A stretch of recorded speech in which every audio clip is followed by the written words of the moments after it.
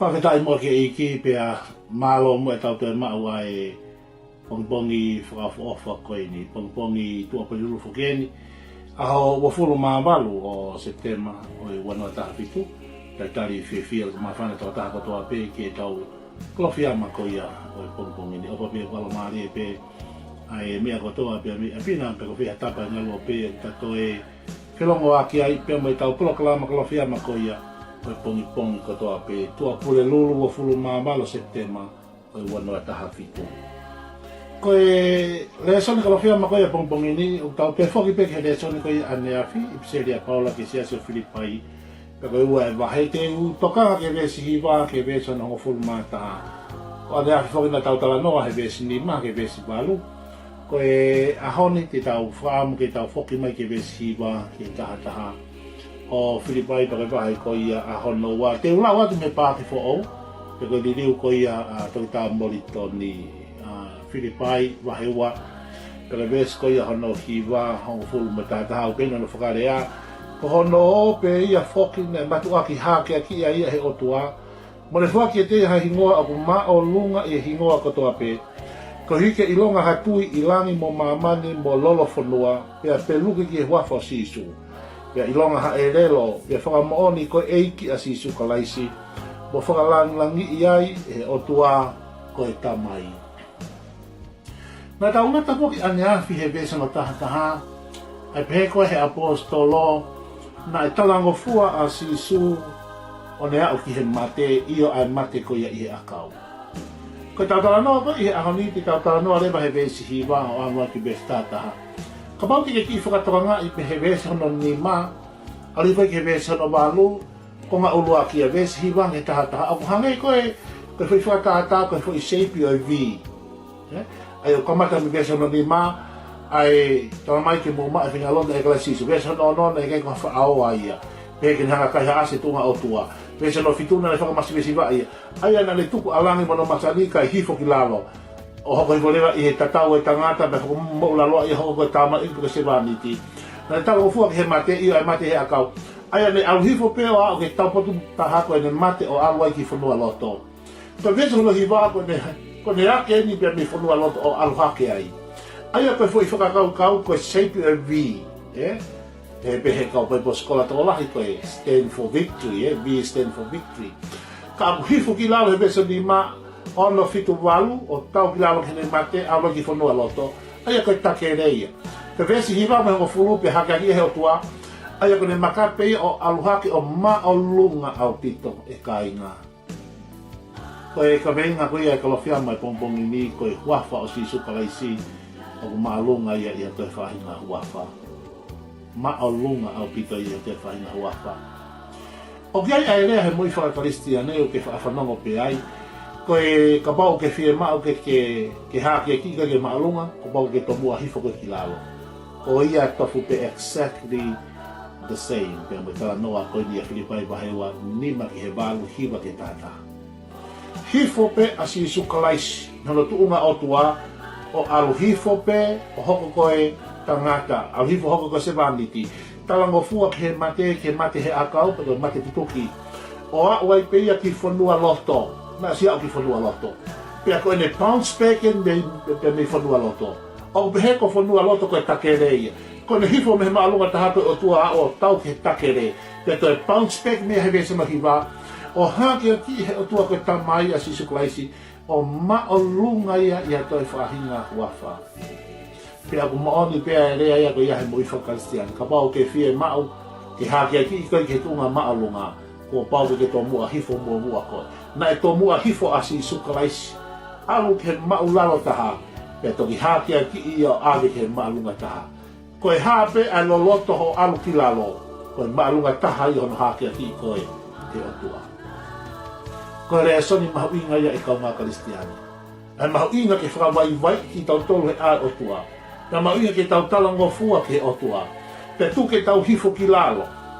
He koe lolotoang e tau hifo ki lalo. Koe maalunga taha ia no hākia ki tau tolu e o tua. Hawa si sua pe kia i kāre vāre. Pe ne hikua i ki whanua loto.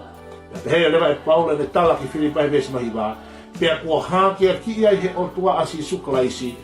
O angi ki ai huafa, pe ko hingoa a ko maalunga ia i hatoi whaahinga hingoa.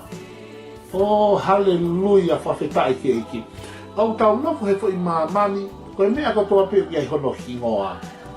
O i ai ho hingoa ai tangata ko te vita, ko sione, ko mere, ko ana.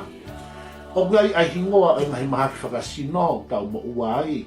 Koe suka, koe mafu, koe toto maalunga, koe kansa. O ai hingoa ai ngahi api ako, a tere to loa a fu o lia hona.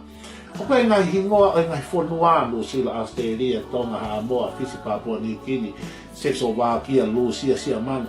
O kai koe mea kotoa pe i he laula a koe ni o ai hono hingoa.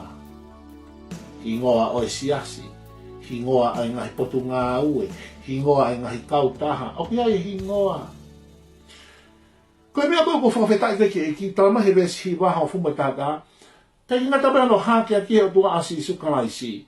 Kai toi oange ki a sisu ai hingoa. Pe koe huafa o ku maolunga ia toi whaahinga huafa. Maolunga. Ka pau koe mea kotoa pe koe hono hingoa. Ta koe hingoa pe koe huafa o sisu o ku maolunga ia i he mea kotoa pe. O whakawhetai ki he eiki. Koe hae mahaki whakasino ku koe mo uai. Ta rata he take tā whinga whakotua koe ia. Ei, o ki ai huafa i o ku maalunga ia he mahaki whakasino koe mo uai. Koe huafa o sisu kalaisi. Pea tala mai pe, e tā lolo e mea kotoa pe. Ki he huafa koe ia. Kai ke ngata me maalunga he a hingoa koe ia he huafa sisu. I he hingoa kotoa pe. O hale, maalunga he apiaka kotoa pe. Matu koe he apiaka koe hano hingoa. Koe mea kotoa pe koe hano hingoa. O ku maalunga a hingoa. Name of Jesus. E huafa sisu. I he mea kotoa pe koe oswaka hingoa. Maalunga ia i ngai fonua. Maalunga he ngai apiako. Maalunga he mawhakasino. Maalunga i hate whahinga mea. Koe mea kotoa pe koe hano hingoa. O ku maalunga a sisu kalaisi. A hingoa a sisu kalaisi.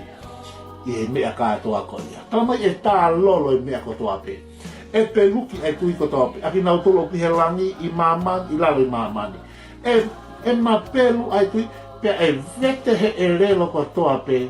Ko sisu pe. Ko ia ai eiki. Oh, hallelujah. E mapelu ai tui kotoa pe. Ko taino mapelu ai hatui. Ko whakailonga i o taino tau hawa. Whakatoa mape, whakawaiwai ki tau tō. O ka harewa whakahai.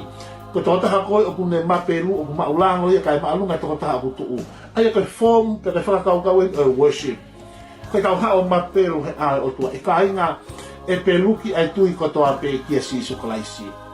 O ko kore ke te koe o saiange ho mapelu ke itai ni. I hao toki mapelu mai ko ke tō mui. Hai mea ko ke toki tāria, ke toki toho mai koe lalo mea lere, pe ke toki mapelu. O koe kalasi o mapelu ngataa. Whiwhi ngai ke mapelu ke mapelu ia.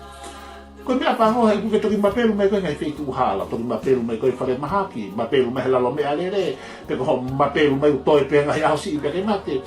Koe mapelu tō mui. Ei, mapelu kei taimi. Mapelu mai pe koe he whainga maari e. Ko whelo hutaku koe tangata nei lato whewheka koe tui isi pite. Ia kanai toki mapelu. Ka koe mapelu tō mui. Osi mate hono alo whikahulu aki. Mate ko toa me laki whoha ko ia o isi pite. Toki mapelu ka koe mapelu tō mui. Usani ho mapelu kei taimi. He kua pau ke mapelu ai tui kotoa me. Kua pau ke pelu e tui kotoa me. I langi, i mamani, mo lalo mamani. O mapelu i ki hai, ki he huafa o si sukalaisi. O whakawhetai ki he eiki. Hono hākia ki he otua ai huafa o si sukalaisi. Pea hākia ki pe mo si sukalaisi. Pea e vete he e rewa kotoa pe. E ka inga maho inga te tau vete he ahoni. Ko sisu pe ai eiki. Ko sisu pe ai tari.